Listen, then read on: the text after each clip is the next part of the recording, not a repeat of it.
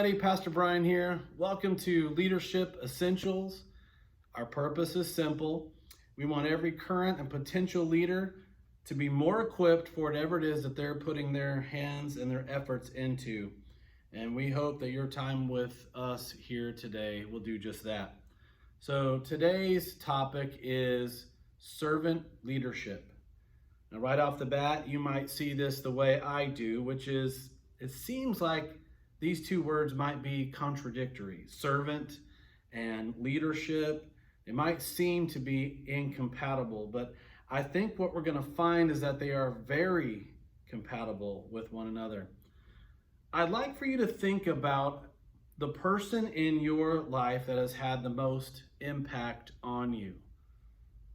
Is that because they served you? Did they serve you well? How did they do that? Did they lead you? I've had a handful of men who have had a significant impact on me, but probably none as much as one of my former bosses named Alan. He steered me more than anyone else up to this point, and when I think about his leadership in my life, the best word to describe it is servant. He served me. Even though he was my boss, he served me. Even though he led me, he did so by taking on the demeanor of a servant. By the way, Alan was my last actual boss, and when I look at how I lead today as a boss, his influence was far greater on my life than any of the other bosses I'd had before him. Okay, so let's unpack this a little bit. What are the key or some of the distinguishing characteristics of a servant leader? So Robert Greenleaf, who seems to be the one that first coined the term servant leadership, what he does is he encourages us to think about serving before we think about leading. In other words, we need to make the choice to lead by serving. Perhaps this statement best describes one of the key characteristics of a servant leader, which is humility. And I would ask you to consider this question. What is your motivation for leading? If it's greed, power, ego, or things like that that are coming to your mind, you probably don't have the right motivation for what we're calling servant leadership. You see, a servant leader is going to want to build others up, not themselves. John Maxwell says that a servant leader possesses a security of themselves that allows them to be in the business of building others up. If you want to be a highly impactful leader, I would really urge you to consider leading this way. Let go of your selfish motives and take on the mindset of a servant leader. When a leader moves into the mindset of serving, there tends to be pretty exponential fruit coming out of that. When the leader is more concerned about the needs of those that they are leading, the net result of the organization as a whole is likely it's going to grow. In other words, it's like this. When the boss is building up the employees build up the business. When the leader serves the people, instead of the people serving the leader, good things tend to come forth from the whole. So here's a question worth asking. Do I want to serve, or do I just want to be in charge? And I suppose this could really help distinguish the motivation for leadership. Now, when I ask that question, don't get me wrong, wanting to be in charge in and of itself is not bad, but it just has a tendency to lean in the direction of self-serving rather than others serving. Another key distinguishing characteristics of a servant leader is this security of self that I mentioned just a moment ago. So let's unpack this a little bit. Again, John Maxwell said, the servant leader possesses a security about themselves that allows them to serve others. So let me ask this question. Can you think of a boss that you have had who was insecure?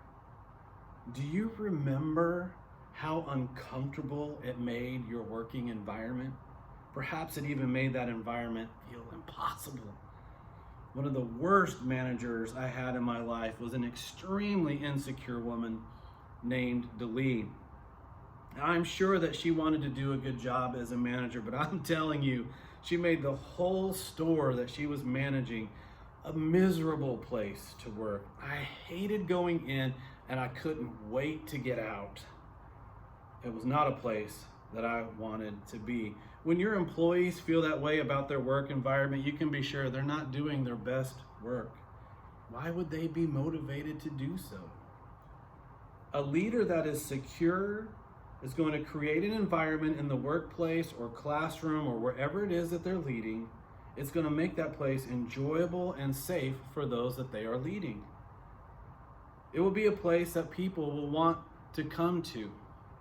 It will be a place where they will be motivated to work and learn and even find themselves serving others.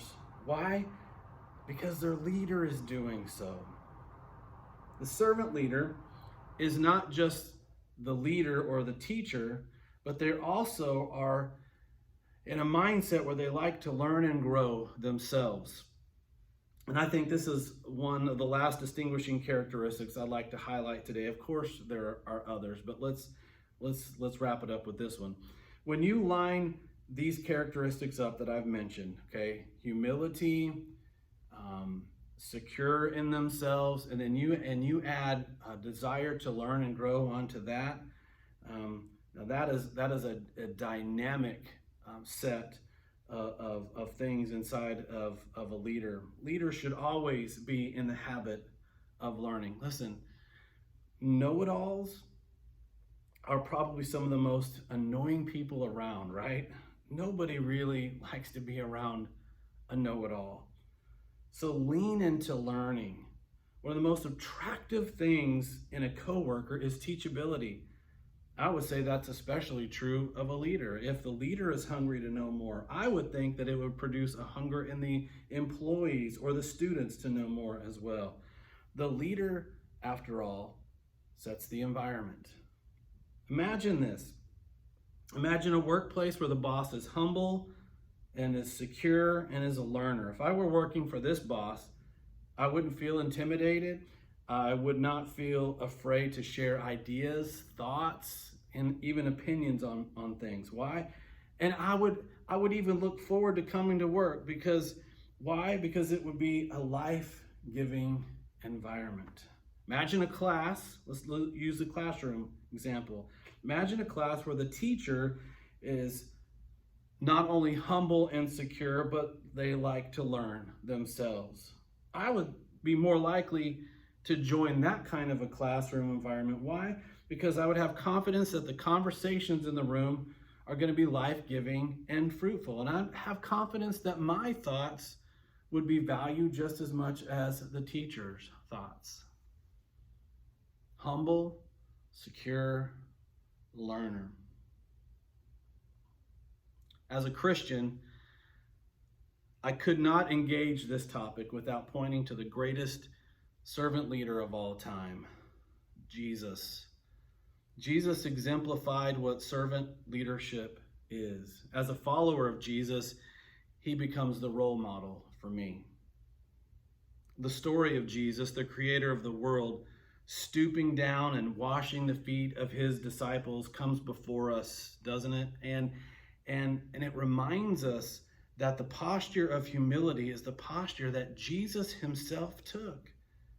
Listen to what he said after he had finished washing their feet. We find this in John chapter 13, verses 12 through 17. Listen to what he says.